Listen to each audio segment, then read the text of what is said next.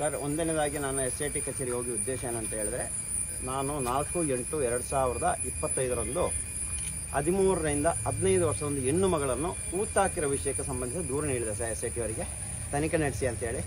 ಯಾರೊಬ್ಬರ ಅಧಿಕಾರಿಯೋ ಪೊಲೀಸ್ ಅಧಿಕಾರಿಯವರು ಇದನ್ನು ಮಾಡಿರೋದು ಅವರ ಮೇಲೆ ಕ್ರಮ ಕೈಗೊಳ್ಳಬೇಕಂತೇಳಿ ಕೊಟ್ಟಿದೆ ಸರ್. ಅದರ ತನಿಖೆ ನಡೀತಾ ಇದೆ. ಅದರ ಪ್ರಕಾರವಾಗಿ ನನ್ನ ಕರೆಸಿ ನನ್ನ ಎಲ್ಲ ಮಾಹಿತಿಯನ್ನು ತಗೊಂಡಿದ್ದಾರೆ. ಅದರಂತೆ ನಾನು ಮಾಹಿತಿ ಕೊಟ್ಟಿದ್ದೀವಿ. ಒಂದು 2-3 ಅವರು ಮಾಹಿತಿ ತಗೊಂಡು ಎಲ್ಲವನ್ನು ಕೊಟ್ಟೆ ಸರ್. ಅಂಥ ಸಂದರ್ಭದಲ್ಲಿ ನಾನು ಯಾರು ಅದರೊತ್ತಿ ಇದ್ದರು ಅವರ ಎಂಕ್ವೈರಿ ಮಾಡಲಿಕ್ಕೋಸ್ಕರ ಅವರ ವಿವರವನ್ನು ಕೊಟ್ಟಿದ್ದಾರೆ.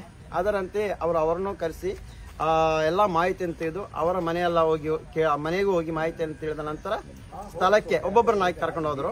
ಫಸ್ಟಿಗೆ ಒಬ್ಬರು, ಆ ನಂತರ ಒಬ್ಬರನ್ನ ಬೇರೆ ಬೇರೆ ರೀತಿಯಲ್ಲಿ ಕರ್ಕೊಂಡು ಹೋಗಿ ಸ್ಥಳವನ್ನು ನೋಡಿ ಬಂದರು. ಆ ನಂತರ ಗುರುವಾರ ಸಾಯಂಕಾಲ ನನಗೆ ಕರೆದು ಮಾಜರ್ ಮಾಡಿದ್ವಿ. ಸ್ಥಳ ಮಾಜರ್ ಮಾಡಬೇಕಿತ್ತು, ಸ್ಥಳ ಮಾಜರನ್ನು ಮಾಡಿದ್ದಾರೆ, ಎಲ್ಲ ಮಾಡಿ ಬಂದಿದ್ದಾರೆ. ಇನ್ನು ಯಾವಾಗ ಗೊತ್ತಿಲ್ಲ, ಅವರು ಟೈಮ್ ಕೊಟ್ಟರೆ ಅವತ್ತು ನಾನು ಒಟ್ಟಿಗೆ ಹೋಗಿ ಆ ಸ್ಥಳದಲ್ಲಿ ಏನಿದೆ ಅಂತ ಆಗಿದ್ದು ನೋಡಬೇಕಾಗತ್ತೆ.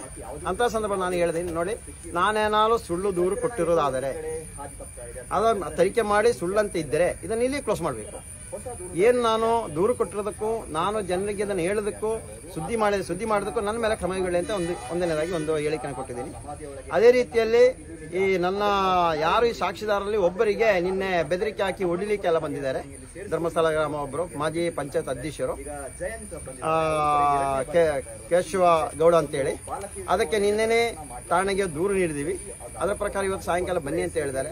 ಈ ರೀತಿಯೆಲ್ಲ ಆಗುವಾಗ ಜನರಿಗೆ ಮುಂದೆ ಬರಲಿಕ್ಕೆ ಭಯ ಬೀಳ್ತಾ ಇದ್ದಾರೆ. ಅದಕ್ಕೋಸ್ಕರ ಅವರ ಮೇಲೆ ಕ್ರಮ ಕೈಗೊಳ್ಳಬೇಕಂತ ಹೇಳಿ ಅದಕ್ಕೆ ಅವರು ಹೇಳಿದ್ರು, ಸ್ಥಳೀಯ ಠಾಣೆಯಲ್ಲಿ ಕೊಡಿ, ನೀವು ಅದು ಕೊಡ್ಬೇಕಂತ. ಅದರ ಪ್ರಕಾರ ಸ್ಥಳೀಯ ಠಾಣೆಗೆ ನಾನು ದೂರು ಕೊಟ್ಟಿದ್ದೀನಿ ಸರ್.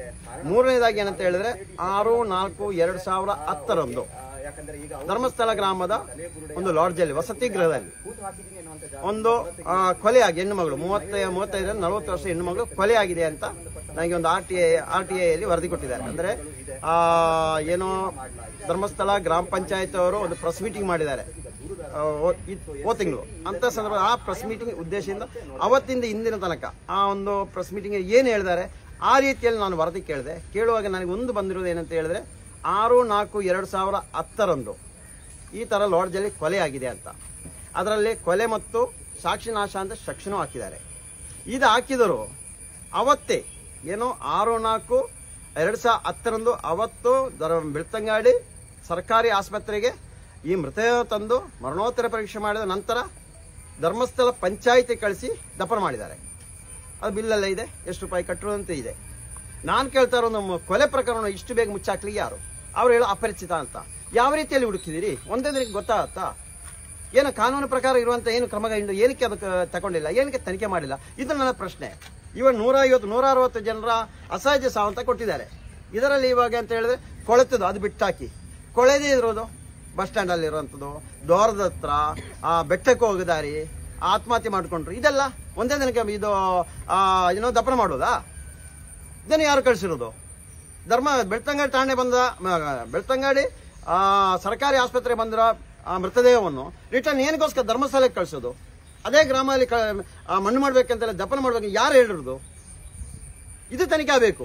ಧರ್ಮಸ್ಥಳ ಪಂಚಾಯತ್ ಎಲ್ಲ ಏನು ಹಗರಣ ಆಗಿದೆ ಪ್ರತಿಯೊಂದು ತನಿಖೆ ಆಗಲೇಬೇಕು. ಇದಕ್ಕೋಸ್ಕರ ಬಂದಿರೋದು ನಾವು, ಬೇರೆ ಯಾವ ಉದ್ದೇಶ ಇಲ್ಲ ಸರ್. ಈಗ ಏನು ಹೇಳಿದ್ರು ಇವಾಗ ಅದನ್ನ ಹೇಳಿದ್ರು, ಇವಾಗ ಸೋಮವಾರಕ್ಕೆ ಬನ್ನಿ ಅಂತ ಹೇಳಿದ್ದಾರೆ. ಇವಾಗ ಇನ್ನೂ RTIಯಲ್ಲಿ ತಗೊಂಡ್ರೆ ಎಲ್ಲ ಮಾಹಿತಿನೇ ಎಲ್ಲವನ್ನು ಮಾಡಿ ನಾನೊಂದು ದೊಡ್ಡ ದೂರನೇ ತಯಾರು ಮಾಡ್ತಾ ಇದನ್ನೆಲ್ಲ ಹೇಳ್ಕೊಡ್ತಾ ಇದ್ದೀನಿ ಸರ್. ಮತ್ತೆ ಅದನ್ನು ಕೊಟ್ಟಿದ್ದೀನಿ. ಸರಿ, ಓಕೆ, ನಾವು ದೊಡ್ಡವರಿಗೆ ಮಾತಾಡಿ ನಾವು ಕ್ರಮ ಕೈಗೊಳ್ತೀವಿ ಅಂತ ಹೇಳಿದ್ದಾರೆ. ಏನಿದ್ರು ಸರ್ ಅಲ್ಲಿ ಅಸಹಜ ಸಾವು ಇದು ಮೃತದೇಹ ಸಿಕ್ಕಿದ್ದು ಎಷ್ಟು ವರ್ಷದ್ದೆಲ್ಲ ಇದೆ ಸರ್ ಅದರಲ್ಲಿ? ನಾನು 1995ರಿಂದ ಕೇಳಿದ್ದೀನಿ. 95ರಿಂದ 2024 ಕೇಳಿದ್ದೀನಿ ಸರ್. ಸತ್ತೋಗಿರೋರ ವಯಸ್ಸು ವಯಸ್ಸು ಒಂದು ಹೆಣ್ಮಗಳು ಇದೆ ಸರ್, ಒಂದು 15ರಿಂದ 20 ಅಂತ ಹಾಕಿದ್ದಾರೆ. ಮತ್ತೆ ಈ ಹೆಣ್ಮಕ್ಳದೆಲ್ಲ 30-40 ಅದು ಸಹಜ. ನಾನು ಹೇಳಿದಿನಲ್ಲ, ನಾನು ಕೊಟ್ಟಿರೋ ದೂರಲ್ಲೂ 13ರಿಂದ 15 ವರ್ಷ ಇದ್ರು ಅದ್ರಲ್ಲಿ ಹಾಕಿರೋದು 35-40 ಅಂತ ಹೇಳ್ತಾ ಇದ್ದಾರೆ. ಇದೇ ರೀತಿಯಲ್ಲಿ ಮಾಡಿರೋದು ಪ್ರತಿಯೊಂದು. ಅದು ಯಾರು ಅಧಿಕಾರಿ ಮಾಡಿರೋದು ಅವರ ಮೇಲೆ ಕ್ರಮ ಆಗಲೇಬೇಕು. ಪಂಚಾಯತ್, ಪೊಲೀಸ್ ಇಲಾಖೆ ಯಾರಾದ್ರೂ ಕ್ರಮ ಆಗಬೇಕು. ಅದು ನಮ್ಮ ಉದ್ದೇಶ. ಮತ್ತೆ ಇನ್ನೂ ಹೇಳ್ತೀನಿ, ನಾವು ಯಾವ ದೇವಸ್ಥಾನ ವಿರುದ್ಧ ಅಲ್ಲ, ಯಾವ ವ್ಯಕ್ತಿ ವಿರುದ್ಧ ಅಲ್ಲ, ಕಾನೂನು ಚೌಕಟ್ಟು ತಪ್ಪು ಮಾಡಿರೋ ಶಿಕ್ಷೆ ಆಗಲೇಬೇಕು. ಅದು ನಮ್ಮ ಉದ್ದೇಶ. ಅದಕ್ಕೆ ಹೋರಾಟ ಮಾಡ್ತಾ ಇದ್ದೀನಿ ನಾನು.